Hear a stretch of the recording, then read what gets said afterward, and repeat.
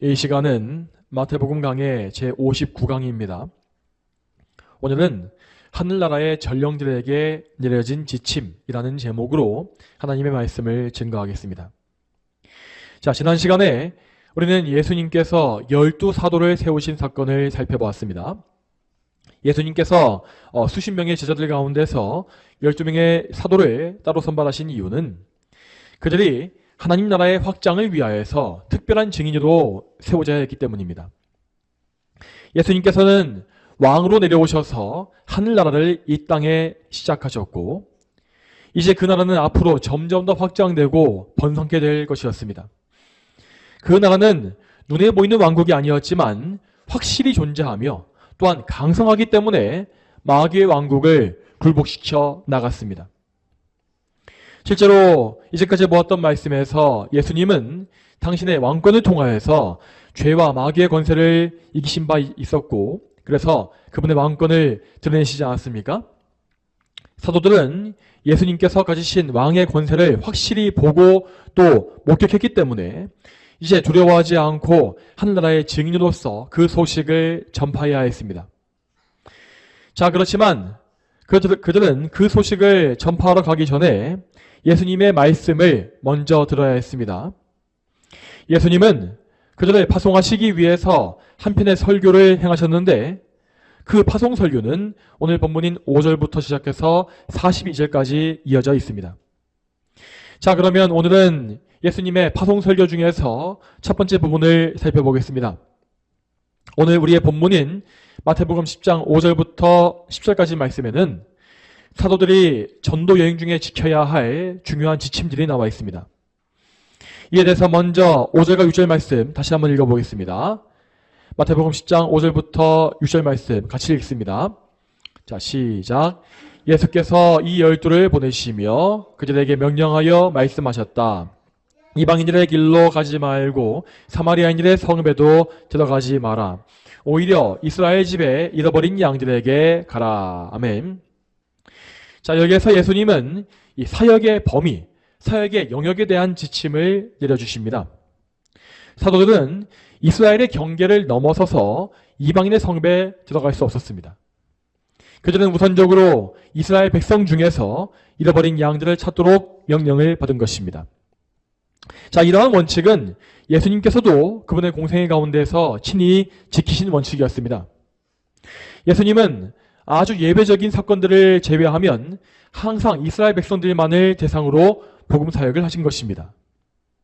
그분께서 이방인들에 대해서 사역하신 이 예외적인 사건은 백부장이 종을 고치신 사건과 또 거라사 지방에 군대 귀신 들린 자를 구원하신 사건이 있었습니다. 그리고 우물가의 사마리아 여인과 스로보닉의 여인을 구원하신 사건 역시 거기에 포함되지요. 자, 이러한 사건들은 장차 교회에 들어올 이방인에 대해서 예표하는 것으로서 그 사례가 그리 많지 않았습니다.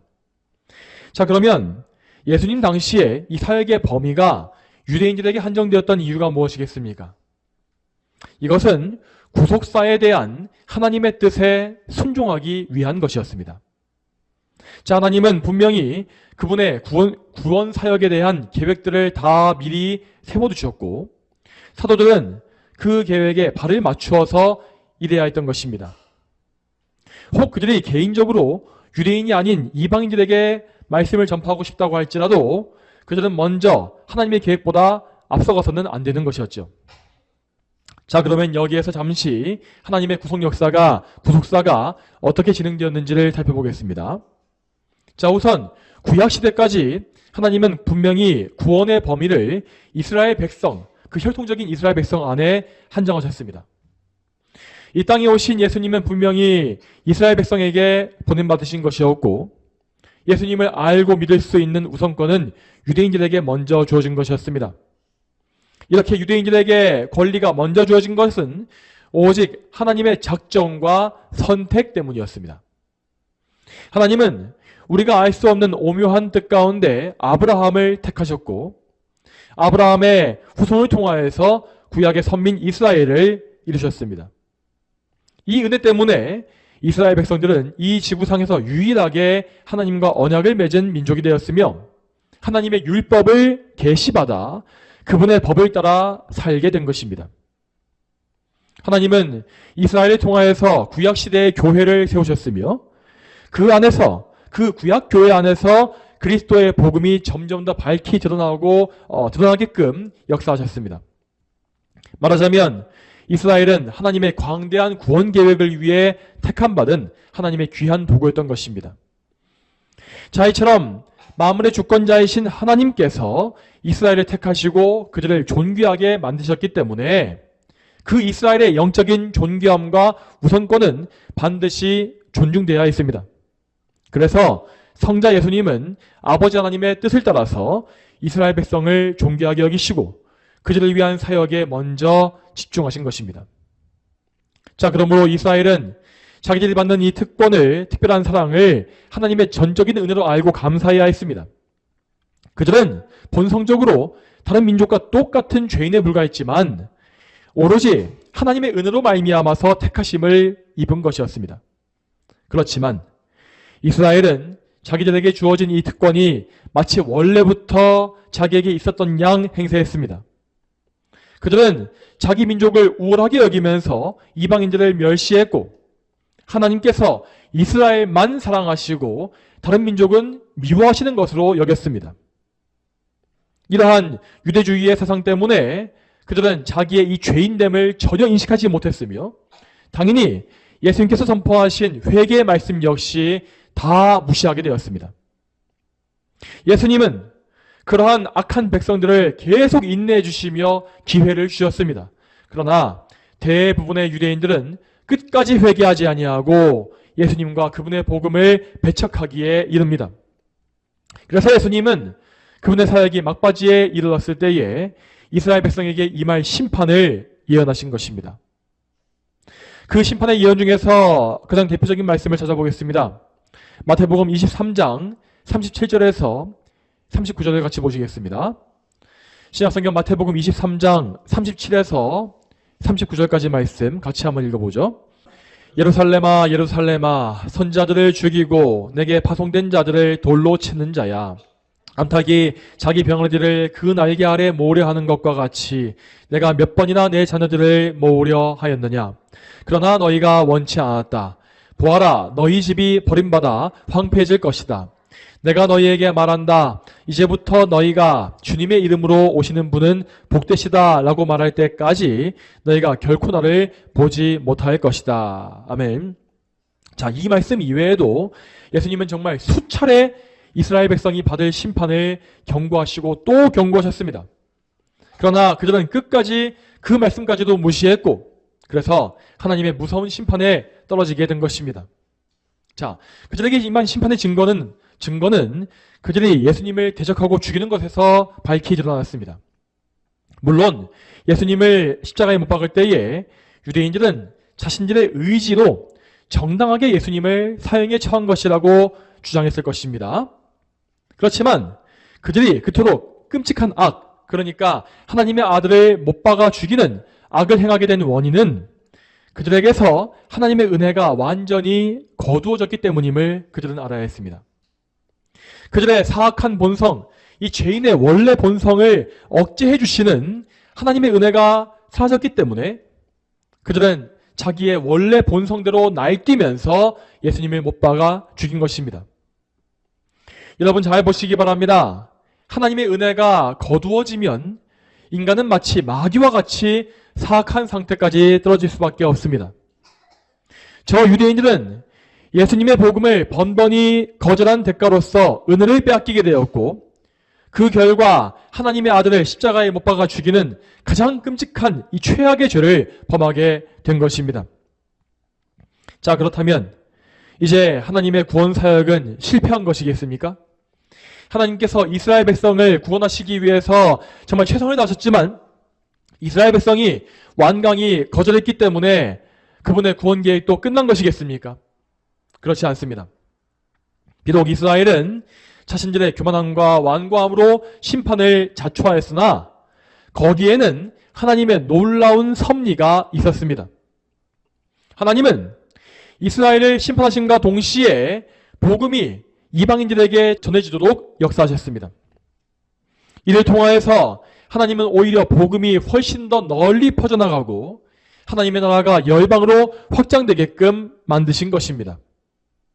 비록 구약의 선민이었던 이스라엘은 불신앙 때문에 큰 실패를 겪었지만 하나님은 결코 실패하시는 법이 없습니다. 하나님은 이스라엘이 꺾임을 통하여서 그분의 사역을 급속히 확장하시고 그 이스라엘 백성이 꺾여나간 자리에 수많은 이방인들을 들어와서 접붙여 주신 것입니다. 그러므로 이제 예수 그리스도 안에서 구원은 민족의 차별이 없이 모든 사람에게 주어진 것입니다. 이 놀라운 구원의 사역은 소아시아, 이 지금의 터키 지역과 로마 제국 전역으로 퍼져나갔고 서구 유럽 전체를 뒤덮었으며 나중에는 북미를 넘어서 온 세상으로 다 확장되어 나갔습니다. 이러한 하나님의 섭리로 인하여서 지금 우리 역시 이 땅에서 예수 그리스도의 복음을 믿고 들을 수 있는 것입니다.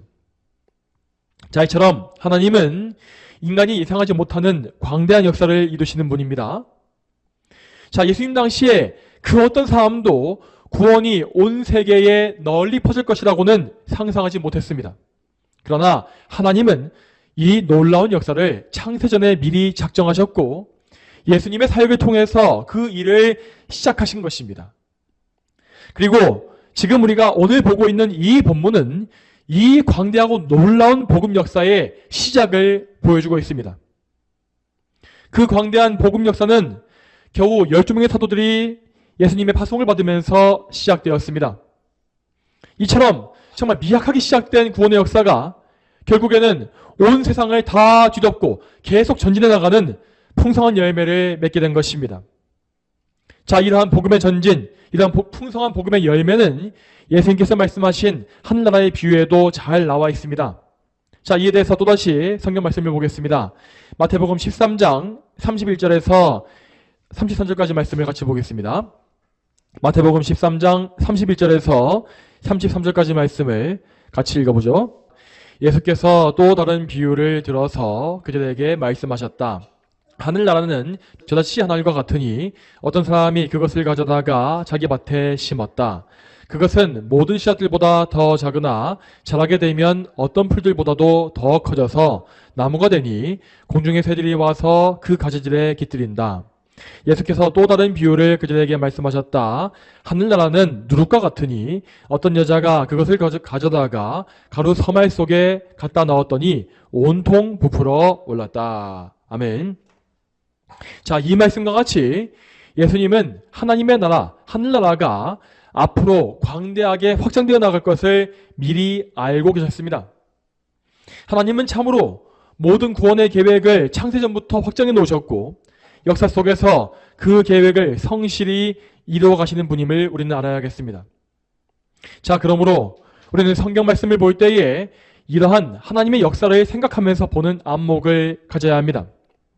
그리고 더 나아가서 우리의 삶을 볼 때에도 우리는 하나님의 구속 역사 전체를 생각하면서 하나님께 소망을 두면서 우리의 삶을 바라봐야 합니다. 여러분, 우리 성도들은 하나님의 구속사 전체 속에서 살고 있으며 또한 장차 다가올 재림의 날, 예수님이 다시 오실 그날을 바라보면서 살고 있는 것입니다.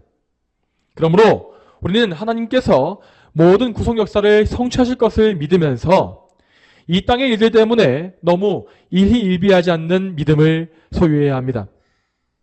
당장은 나의 삶에 소망이 보이지 아니하고 또한 이 나라 대한민국이 점점 더 붕괴하는 것처럼 보일 때에도 우리는 하나님이 그 가까운데 이루실 큰 일을 생각하면서 하나님으로 인하여서 낙심하지 말아야 합니다.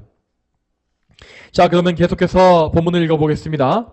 오늘 마태복음 본문의 7절과 8절 말씀 같이 읽어봅니다.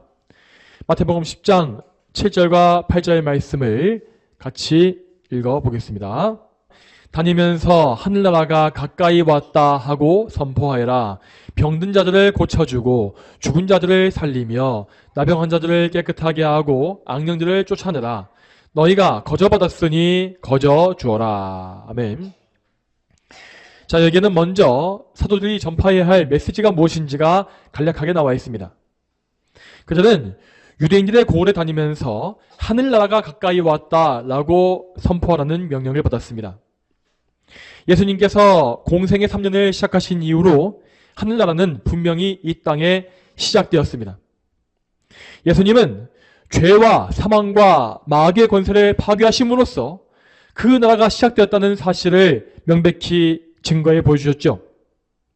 그리고 장차 예수님의 죽으심과 부활과 승천이 이루어지게 되면 예수님은 보혜사이신 성령님을 이 땅에 보내주셔서 한나라의 통치를 더욱더 확장시키실 것이었습니다. 그 확장의 역사는 바로 이 교회, 신약교회가 이 땅에 세워지고 복음이 널리 전파되는 그것이었습니다. 그리고 그 역사 속에서는 수많은 이방인들이 한나라의 백성으로 부름받을 예정이었습니다. 그러므로 이 놀라운 역사가 몇 년 앞으로 다가온 이 사건 가운데서 유대인들은 속히 예수님을 믿고 하늘나라에 속해야 했습니다. 이 하늘나라의 소식을 전파하기 위해서 사도들은 기적을 행할 권리까지 부여받았습니다. 8절에 보면 그 기적에 대해서 이렇게 나와 있습니다. 병든 자들을 고쳐주고 죽은 자들을 살리며 나병한 자들을 깨끗하게 하고 악령들을 쫓아내라. 자, 이러한 능력은 앞에 8장과 9장 말씀에서 예수님이 행하신 능력과 동일한 능력이었습니다. 예수님은 사도들에게도 그분의 이러한 권능을 부어주심으로써 하늘나라가 임했다는 사실을 명확하게 증거하도록 역사하신 것입니다. 만약에 사도들이 그냥 말로만 하늘나라가 가까이 왔다라고 선포하게 되면 그 당시의 백성들은 너무나 깊은 어둠 가운데 있었기 때문에 그 말씀을 믿지 못했을 것이 분명합니다. 그러나 죄와 사망과 마귀의 세력이 무너지는 것을 직접 보여주게 되면 죄인들은 그 세력을 무너뜨리신 그리고 자기를 자유케 하신 왕의 통치를 받기 위하여서 예수님께로 나올 것이 분명했습니다. 그래서 예수님은 사도들을 당신의 사절단으로 보내주셔서 한나라의 권세를 널리 보여주게끔 명령하신 것입니다. 자, 계속 이어서 8절의 마지막 부분을 보겠습니다. 거기 이렇게 나와 있습니다. 너희가 거저받았으니 거저주어라 라고 되어 있습니다. 자, 예수님은 여기에서 사도들이 탐욕에 빠지지 않도록 미리 경고하신 것입니다. 그들에게는 놀라운 기적을 일으킬 수 있는 능력이 있었기 때문에 그 능력을 통해서 돈을 벌고 싶은, 자기 유익을 취하고 싶은 유혹에 빠지기가 쉬웠습니다. 실제로 그 당시 고대 근동지방에는 악령을 통해서 점을 치거나 아니면 악령을 통해서 신기한 현상을 일으켜서 돈을 버는 마술사가 있었습니다. 나중에 사도행전 8장의 말씀을 보시게 되면 마술사 시몬이라는 사람이 나오는데 그는 사도들의 능력을 보고서 그 능력을 돈으로 사기 위해서 베드로에게 뇌물을 주었습니다. 그렇지만 사도 베드로는 단호하게 선포해서 말하기를 내가 너의 돈과 함께 파멸에 이를 것이니 이는 내가 하나님의 선물을 돈으로 살 수 있다고 생각하였기 때문이다 라고 한 바 있습니다. 자, 이러한 베드로 사도의 자세는 분명히 오늘 본문에 나와 있는 예수님의 명령에서부터 비롯된 것입니다. 사도들은 예수님의 권능을 거저받았으므로 그 권능을 거저 베풀어야 했습니다. 그리고 그들은 자신들이 거저받았던 모든 은혜를 이웃들에게 가서 거저 나눠줘야 했습니다. 자, 다음으로 9절과 10절 말씀을 같이 보시겠습니다. 오늘 본문의 9절과 10절 말씀 같이 읽습니다. 자, 읽겠습니다. 자, 시작. 너희의 전대에 금이나 은이나 동전을 가지고 다니지 마라. 여행을 위하여 자루나 두벌 옷이나 신발이나 지팡이도 가지고 다니지 마라. 일꾼이 자기 먹을 것을 받는 것이 마땅하기 때문이다. 아멘. 자, 이 말씀에서 예수님은 우리가 보기에 조금 이상해 보이는 지침을 내리고 계십니다. 그것은 사도들이 여행을 위한 금전이나 여벌 옷과 여벌 신발 혹은 여분의 지팡이 등을 소지하지 말라라고 하는 명령이었습니다. 물론 사도들은 일단 정상적인 옷과 신발과 지팡이를 갖추고서 여행을 떠났습니다. 하지만 그들은 그 외에 여행을 위해서 의뢰껏 가방에 챙겨야 했던 예비용 물품을 전혀 가져갈 수 없었던 것입니다. 즉 그러니까 예수님은 이번 전도 여행 가운데 발생할 상황들을 미리 생각해서 대비하지 말라라고 말씀하신 것이죠.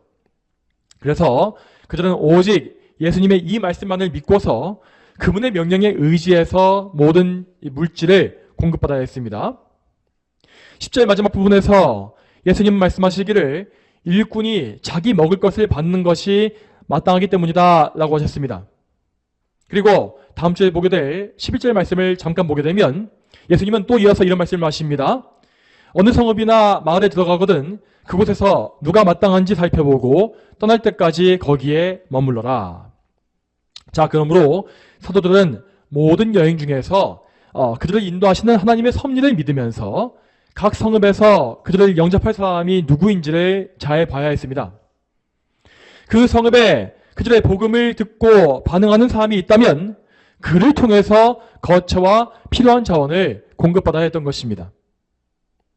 자, 이러한 사역의 방식은 결코 구걸이나 강요가 아니었고 또한 남에게 민폐를 끼치는 일도 아니었습니다.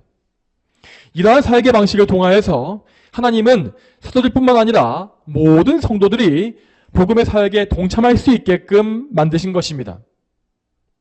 먼저 모든 성도들 중에서 사도들은 복음 전파를 위해서 세움받은 사역자로서 복음을 전파하는 사역을 직접 행함으로써 하나님의 사역에 참여했습니다. 그리고 그들을 통해서 복음을 듣고 구원받은 성도들은 사도들을 물질적으로 지원해 줌으로써 복음 전파의 그 사역, 하나님의 일에 참여하게 되었죠. 이처럼 여러분, 하나님은 각 성도들을 항상 그분의 일에 쓰시지만 똑같은 소명으로 부르신 것은 아닙니다. 그분께서는 어떤 성도들을 복음 사역자로 부르시고 또 다른 성도들은 일반 직업의 소명으로 부르십니다. 이렇게 해서 성도들은 다양한 소명을 수행하는 가운데에서 교회 안에 들어와 하나님의 사역에 다 함께 동참하는 것입니다. 또한 다음으로 하나님은 사도들을 훈련하시기 위해서도 이러한 명령을 내신 것입니다. 자, 여러분, 당시에 이 고대 여행길은 지금의 여행길과 같이 편안하지 않았고 언제든지 옷이나 신발 등이 망가질 위험이 있었습니다. 또한 만일 여행길에 돈이 없다면 여행자는 꼼짝없이 밥을 굶고 노숙을 할 수밖에 없었죠. 예수님도 이러한 삶을 살아보셨기 때문에 그 사정을 잘 알고 계셨습니다. 그러나 그분은 사도들이 하나님만을 전적으로 신뢰하도록 인도하시고 가르치시기 위해서 이러한 명령을 내리신 것입니다. 사도들은 하나님의 일꾼이었기 때문에 그들의 주인이신 하나님께 먹을 것을 받는 것이 마땅했습니다. 그러므로 그들은 하나님의 주인 되심을 믿는 가운데에서 하나님이, 그러니까 주인 되신 하나님이 과연 이번에는 어떠한 방법으로 우리를 먹이실까 하는 것을 잘 살펴봐야 했던 것입니다. 자, 여러분, 이러한 원리는 오늘날의 복음 사역에도 동일하게 적용되어집니다. 복음의 사역으로 부름받은 자들은 주님의 일에 고용된 일꾼입니다.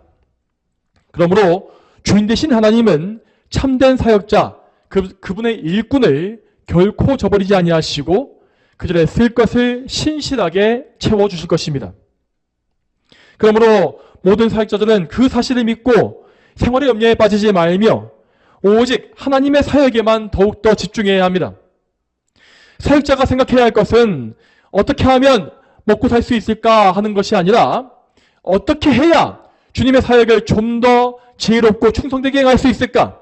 어떻게 해야 주님을 좀 더 사랑하고 영원롭게 할 수 있을까 하는 문제가 되어야 합니다. 이렇게 주님께만 집중하고 주님께만 충성하는 사람들은 오늘 말씀에 나와 있는 약속이 이루어지는 것을 보게 될 것입니다. 자, 여러분, 그렇지만 오늘 이 말씀은 사역자에게만 적용할 수 있는 말씀이 아닙니다. 하나님은 복음 사역자에게만 쓸 것을 공급하시는 분이 아니기 때문입니다. 그분은 여러분 모두를 다 자녀로 대하시며 여러분의 영혼과 육신을 골고루 먹여주시는 여러분의 아버지이십니다. 하나님의 아버지 되심에 대하여서 사역자와 일반 성도 사이에는 아무런 차이점이 없습니다. 다만 사역자와 성도 그 둘은 각각 부름받은 소명의 장소가 다를 뿐입니다. 자, 그러므로 성도 여러분께서는 항상 하나님의 공급하심을 신뢰하셔서 모든 불안감과 염려를 내어 쫓으셔야 할 것입니다. 자, 물론 우리는 본성적으로 하나님께 의지하는 것을 정말로 불안하고 막연한 것으로 느낍니다. 자, 이러한 느낌은 우리의 본성에 포함되어 있는 악한 성향 중의 일부입니다. 하나님께 전적으로 의지해야 한다는 말이 너무나 무책임하게 들리고 내가 스스로 모든 가능성과 위험성을 미리 준비해 놓는 것이 지혜로운 일로 여겨지는 것이 우리의 본성인 것입니다. 자, 물론 모든 사람은 자기 인생을 올바르게 계획하고 성실하게 준비해 가야 할 책무가 있습니다. 분명히 성경은 우리의 삶에 대한 성실한 준비에 대해서 책망하시거나 부정하시지 않습니다. 자, 그러나 여러분 잘 들으시기 바랍니다. 문제는 그 준비하는 것의 목적과 이유가 무엇인가 하는 데에 있습니다. 자, 만일에 여러분께서 하나님께만 모든 것을 의지하는 그러한 삶의 방식이 너무나 못 믿었고 불안해서 그래서 나의 인생에 여러 가지 방책을 준비하고 계신다면 여러분은 지금 하나님을 의지하지 아니하고 그 인생의 방책을 우상으로 숭배하는 중인 것입니다.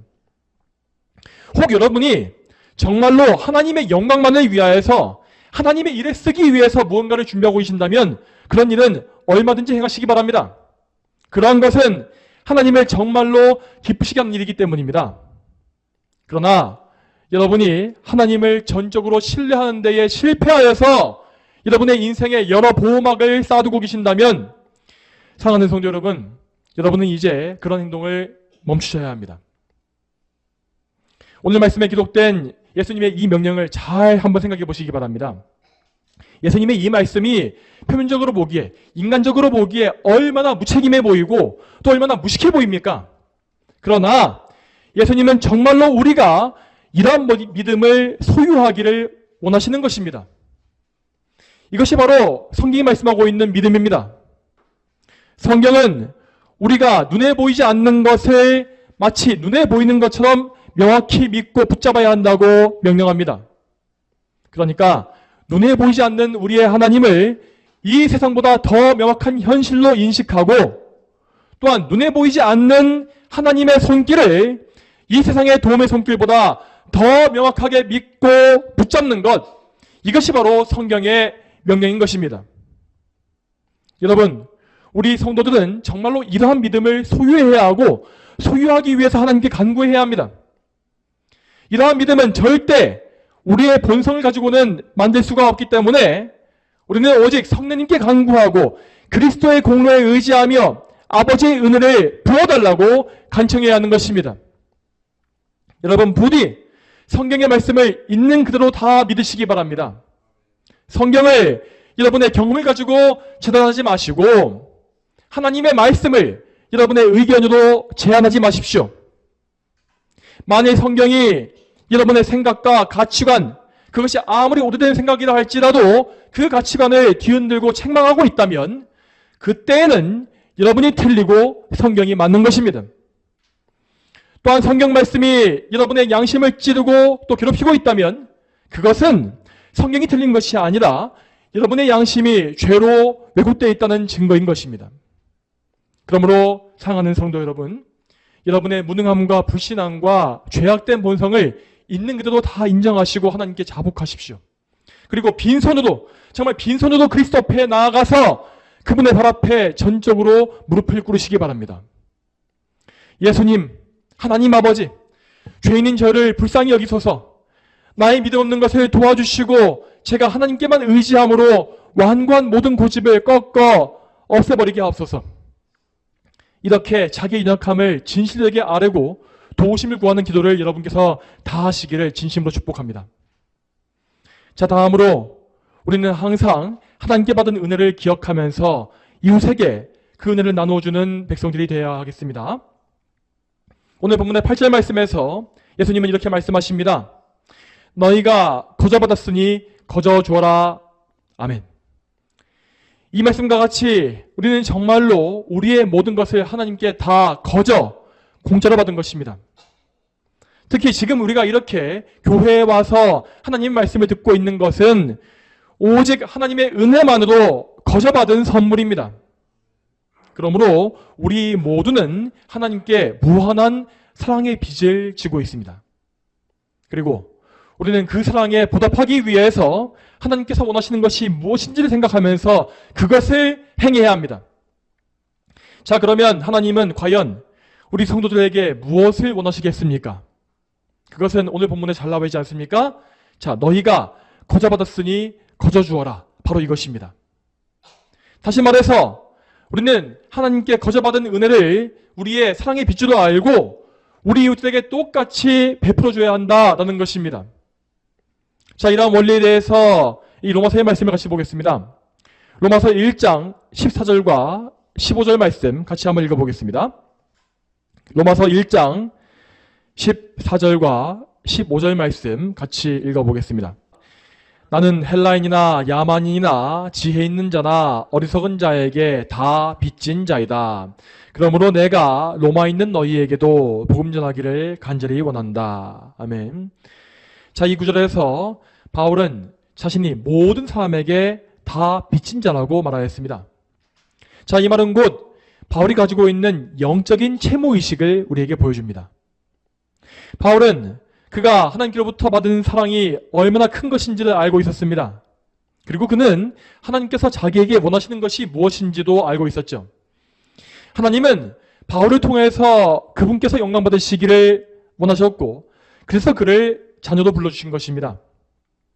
그리고 하나님은 그렇게 자녀로 불러주신 바울에게 사도의 소명을 주셔서 그가 많은 이방인들에 나아가서 복음을 선포하도록 만드신 것입니다. 자, 이와 같이 명확한 소명을 가지고 있었기 때문에 바울은 선교지에서 만나는 모든 사람들을 볼 때에 하나님께로부터 받은 사랑의 빚을 떠올렸습니다. 그래서 그는 그 무한한 사랑의 빚에 보답하기 위하여서 모든 사람들에게 그리스도의 복음을 선포함으로 그들이 구원받고 그들이 하나님의 영광을 위해 쓰임받는 도구가 되기를 원한 것입니다. 자, 여러분, 이러한 사랑의 빚은 비단 사도 바울에게만 있는 것이 아닙니다. 우리 모두는 다 예수 그리스도의 핏값으로 구원받은 하나님의 백성입니다. 그러므로 우리는 우리가 받은 사랑의 빚을 항상 생각을 하면서 그 사랑의 빚을 어떻게 하면 갚을 수 있을까에 대해서 생각해야 하겠습니다. 물론 우리는 절대로 하나님께 진 빚을 다 갚아낼 수가 없습니다. 그러나 우리는 마치 우리가 그 빚을 다 갚을 수 있기라도 한 것처럼 하나님의 뜻대로 살기 위해서 우리의 전 인생을 다 바쳐야 하는 것입니다.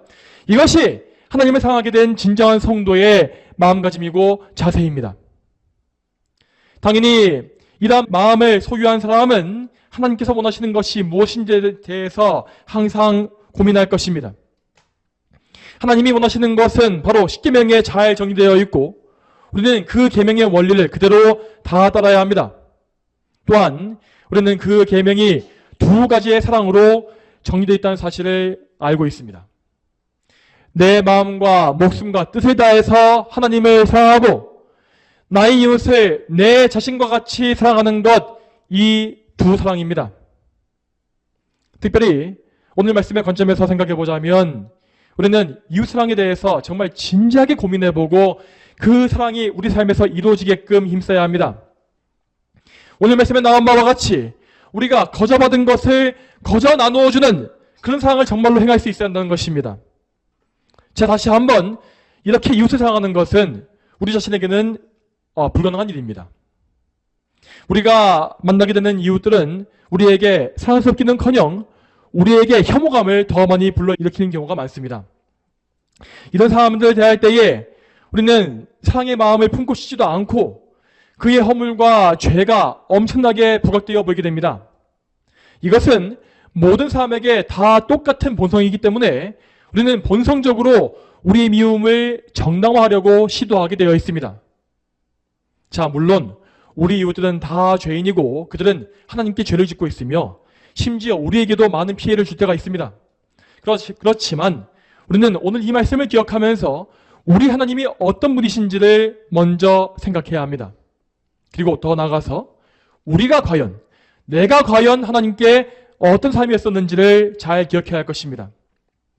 사랑하는 여러분, 우리 모두는 하나님 앞에 도저히 사랑받을 만한 가치가 없는 죄인 중에 괴수에 불과했습니다. 우리가 어떤 삶을 살아왔고 어떤 배경을 갖추고 있든지 간에 또 우리에게 어떤 장점이 있든지 아무 상관이 없이 우리 모두는 하나님 앞에 가장 더럽고 악한 죄인에 불과한 것입니다. 여러분, 우리의 본성이 얼마나 악독한지를, 얼마나 추한지를 우리 자신은 정작 잘 모릅니다. 물론 우리 모두는 나의 죄성을 다 안다고 생각하겠지만 실제 우리의 죄성은 우리의 상상보다 훨씬 더 추악하고 훨씬 더 더럽습니다. 그리고 우리 하나님은 우리 속에 있는 이 본성 자체, 그 자체를 명확히 보고 아시는 분이십니다. 우리의 타락한 본성은 하나님의 입장에서 도저히 가까이 할 수 없을 만큼 더럽고 악합니다. 이 본성은 모든 만악의 근원으로서 십계명을 모두 다 파괴하고 또 파괴하는 사악한 죄를 계속해서 뿜어내고 있습니다. 그러한 악의 근본이 저와 여러분에게는 다 있는 것입니다. 그럼에도 불구하고 하나님은 이렇게 추악한 우리를 아무 이유가 없이, 아무 조건 없이 먼저 사랑해 주신 것입니다. 그리고 하나님은 말로만 사랑하신 것이 아니라 그 사랑을 확증하시고 완성하시기 위해서 그분의 가장 사랑하시는 독생자 예수 그리스도를 우리에게 대속물로 내어주셨습니다. 그분은 그 독생자에게 우리 죄의 형벌과 저주를 내려 부으셨고 그 독생자 안에서 우리를 향한 하나님의 진노를 가라앉히셨습니다. 그리고 독생자 안에서 마침내 우리를 향한 공의를 충족시키신 것입니다. 여러분, 우리는 이 놀라운 사랑을 항상 생각해야 합니다. 혹 우리가 이 사랑을 또 잊어버리고 우리의 악한 본성 때문에 또 넘어졌다면 우리는 속히 회개하고 하나님의 긍휼하심에 달려가야 합니다. 우리가 이웃을 사랑할 수 있는 능력이 없다면 그것은 그만큼 우리가 하나님의 사랑을 잘 모르고 있다는 증거인 것입니다. 여러분, 우리가 진정으로 하나님께 용서를 받아봤다면 그리고 그 용서로 인하여서 자유함과 화평함을 누리고 있다면 우리는 정말로 우리 이웃을 용서하고 그와의 화목함을 회복할 수가 있을 것입니다. 그러므로 사랑하는 성도 여러분, 여러분에게 이웃사랑의 능력이 없다고 생각되신다면 그 부분에 대해서 반드시 하나님의 도우심을 구하십시오. 다른 모든 문제와 마찬가지로 우리는 이 사랑의 문제 역시 하나님의 은혜 없이는 아무것도 할 수 없습니다. 우리는 정말로 하나님의 은혜가 없으면 정말 아무것도 할 수가 없고 절대 설 수 없습니다. 그렇지만 우리가 하나님의 은혜로 말미암아서 믿음을 선물로 받게 되면 우리는 그 믿음으로 말미암아서 예수 그리스도께 연합할 것이고 그러면 우리는 그리스도로 말미암아 그리스도의 능력으로 말미암아서 참된 사랑을 품을 수가 있습니다. 이 사실을 믿으시기 바랍니다. 부디 이 은혜를 구하시고 이 은혜로 말미암아서 이웃을 사랑하는 여러분이 다 되시기를 축복합니다. 여러분, 저 여러분 모두가 오늘 말씀과 같이 하나님만 신뢰하며 그분께 받은 사랑의 빚에 보답하는 그런 복된 인생을 살 수 있기를 주님의 이름으로 축복합니다. 다 함께 기도하겠습니다. 하나님 아버지, 오늘도 예수님의 이 사도들에 대한 설교 말씀을 통하여서 우리가 하나님을 사랑하고 이웃을 사랑하는 것이 무엇인지를 다시 한번 알게 하심에 진심으로 감사드립니다. 하나님, 우리가 오늘 말씀에서 하나님의 광대한 구속의 역사를 잘 살펴보았고 하나님의 그 광대하심을 볼 때에 우리가 얼마나 작고 연약한 존재인지를 다시 한번 보게 되었습니다. 그리고 우리가 하나님께 이렇게 놀라운 사랑의 빚을 받은 존재인데도 불구하고 그럼에도 불구하고 이 빚을 다 갚기는커녕 정말 우리의 이웃에게 은혜를 베풀지 못하고 있음을 또다시 보게 되었습니다. 하나님, 이러한 저희를 불쌍히 여겨주시고 우리에게 놀라운 긍휼을 다시 한번 베풀어 주시어서 우리가 믿음으로 말미암아 예수님께 연합되어지고 예수님의 능력으로 말미암아서 하나님과 이웃을 사랑하는 그러한 복된 인생을 살 수 있도록 인도하여 주시옵소서. 감사드리오며 이 모든 말씀 거룩하신 예수님의 이름으로 기도 올립니다. 아멘.